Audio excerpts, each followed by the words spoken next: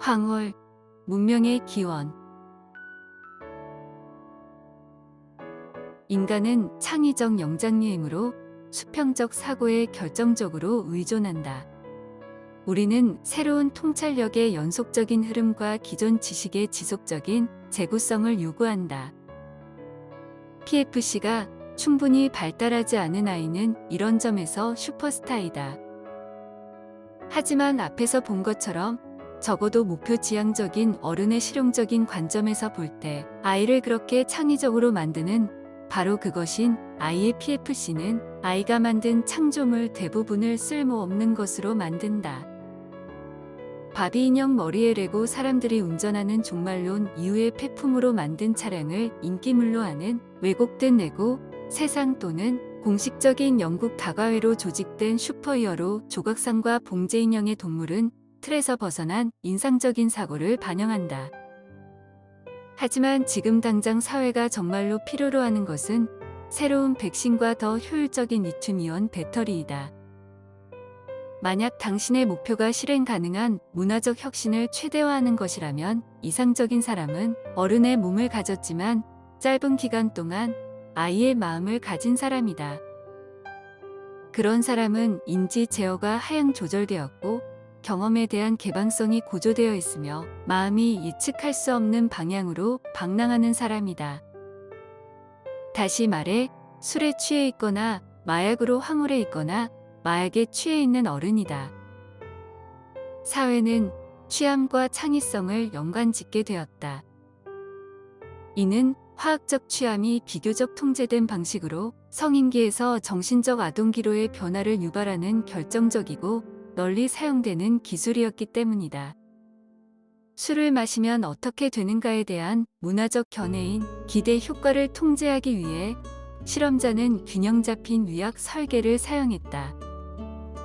모든 사람은 라임 주스를 곁들인 보드카 토닉처럼 보이고 그런 맛이 나는 것을 받았지만 집단들마다 마실 것을 두고 다른 말을 들었다. 첫 번째 집단은 보드카 토닉을 받는다는 말을 들었고 실제로 그러했다.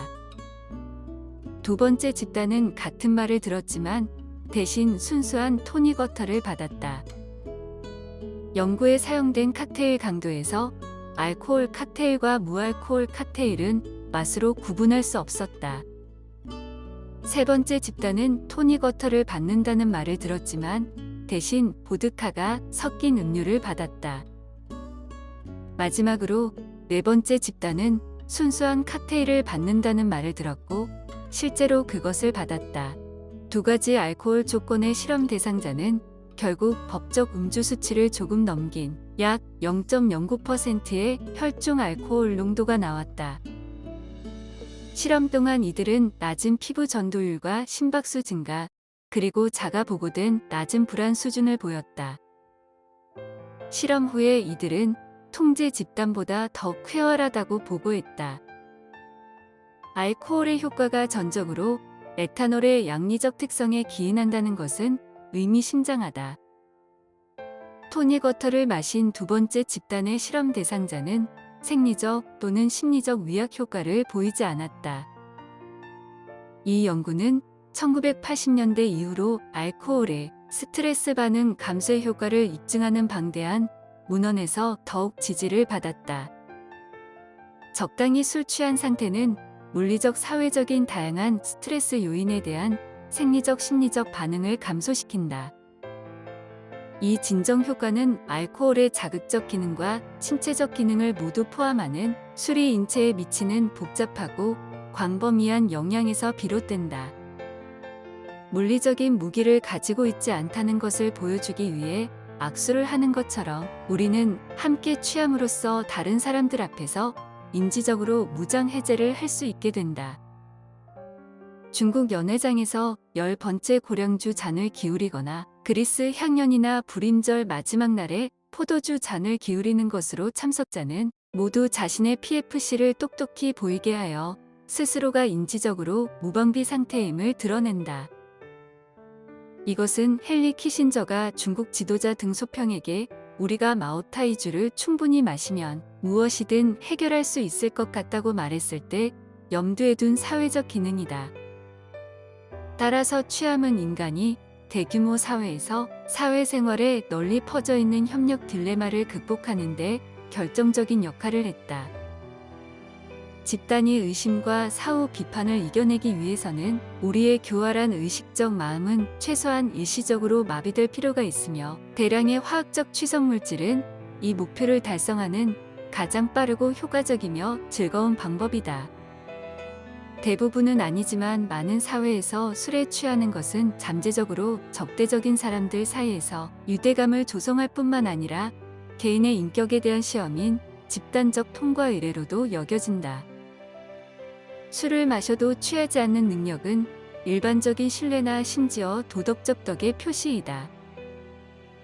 공자가 먹고 마시는 모든 것에 얼마나 까다롭게 굴었는지에 대한 긴 이야기가 끝날 무렵에 나오는 내가 가장 좋아하는 공자에 대한 말은 술에 관한 한글은 한계를 두지 않았다는 것이다.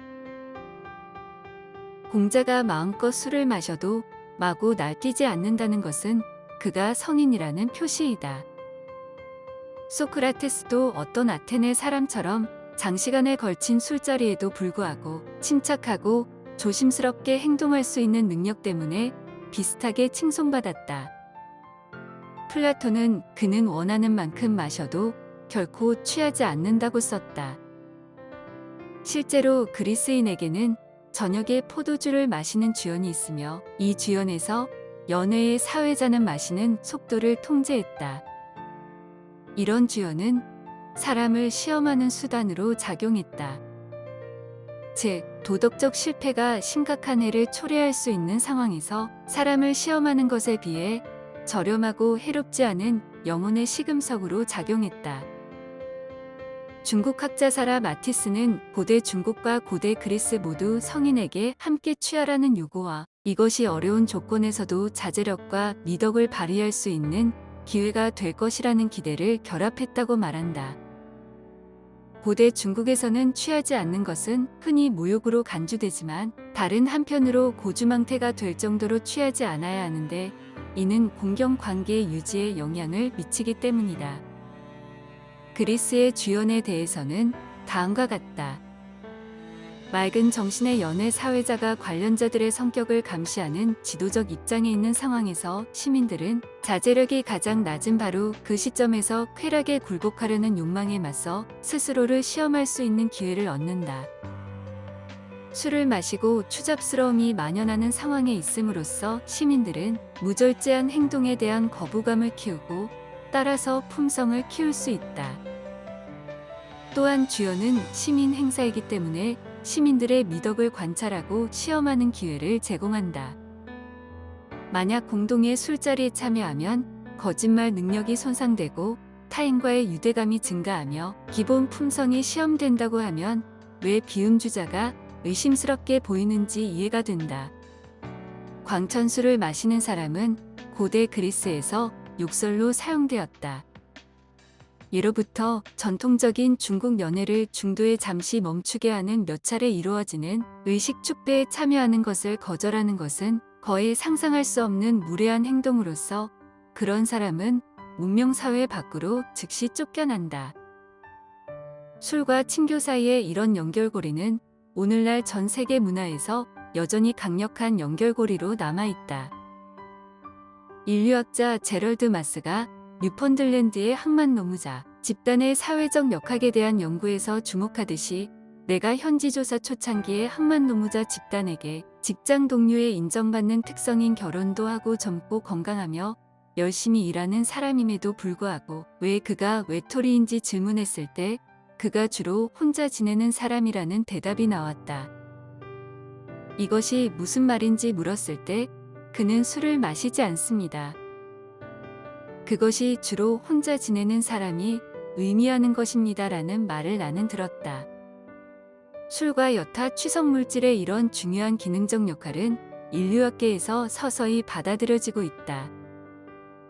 빵보다 맥주가 먼저 가서를 옹호하는 학자는 취성물질을 사용하는 문화의 응집력과 규모가 증가하여 다른 집단과의 경쟁에서 뚜렷한 이점을 얻어서 어떻게 노동, 식량 생산, 그리고 전쟁에서 더 효과적으로 협력할 수 있는지를 제대로 강조한다.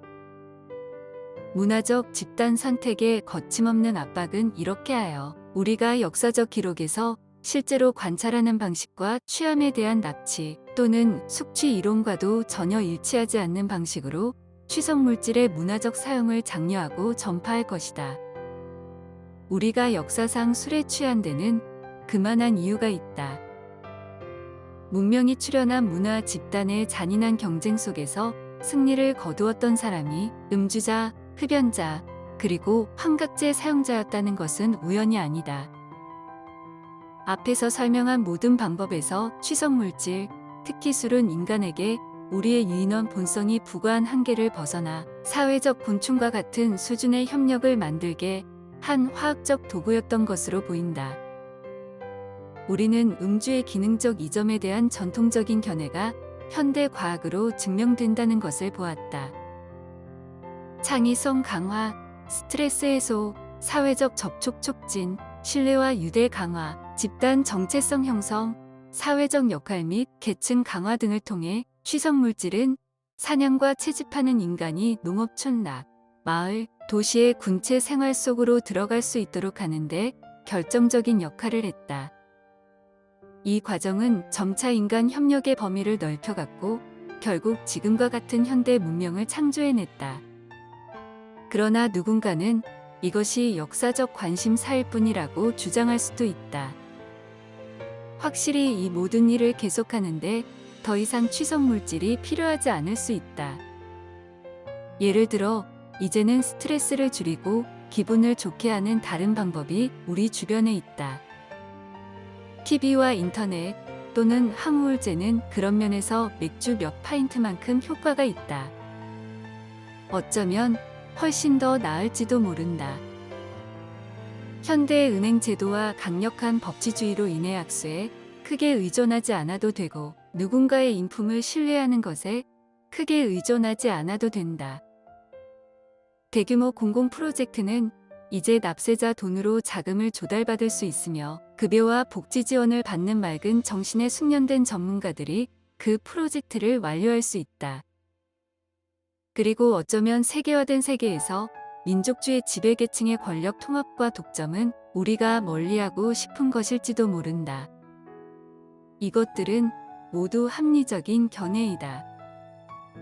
새로운 기술, 덜 해로운 표적 약물, 그리고 현대 기관이 역사적으로 제공된 취성물질의 많은 기능적 이점을 공급할 수 있는 방법이 있다.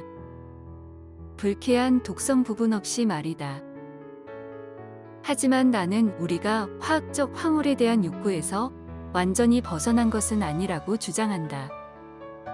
술과 여타 취성물질은 우리의 현대 세계에서 계속해서 역할을 할 수 있고 또 해야 한다. 사실 어떤 면에서 우리는 그 어느 때보다도 술을 필요로 한다. 화학적 취함이 기능적 역할이 다 된 것이 아니라는 강력한 주장이 있고 우리가 계속해서 술에 취해야만 하는 이유가 아직 많이 있다.